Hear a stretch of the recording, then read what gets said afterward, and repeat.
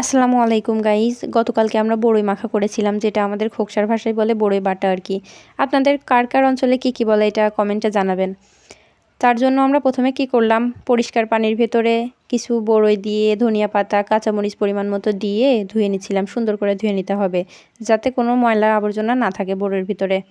এরপরে একটা পাটা সুন্দর করে ধুয়ে তার ভিতরে বড়ইগুলো দিয়ে একটু থেতলে নিচ্ছিলাম, যেন আটিগুলো বের করতে আমাদের সুবিধা হয়। অনেকে আবার আটি ভেঙে গেলে খেতে পারে, আবার অনেকেই খেতে পারে না। আমরা পছন্দ করি কম ভাঙলে পারে, এর জন্য আমরা এরকমই করে নিছিলাম। এরপরে কিছু কাঁচামরিচও থেতলে নিছিলাম যাতে আমাদের বাটতে সুবিধা হয়। তার সাথে আবার দিয়ে দিলাম কিছু ধনিয়া পাতা। দেওয়ার পরে একসাথে এই যে বাটা শুরু করে দিলাম আমি। এর সাথে আমি আবার একটু লবণও অ্যাড করে দিছিলাম, এটা যার যেমন পছন্দ।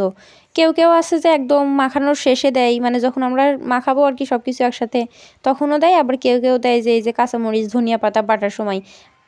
তারপর আমরা যেই বড়ইগুলা রেখেছিলাম আটি আলাদা করে, সেই বড়ইগুলাকে আরেকটু ভেঙে নিচ্ছিলাম, অল্প বেটে নিচ্ছিলাম, ফুল মিহি না করে বেটে নিচ্ছিলাম।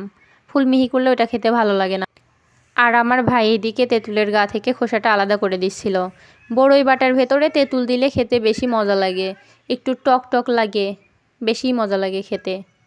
আর তাছাড়া যার যেমন রুচি আর কি।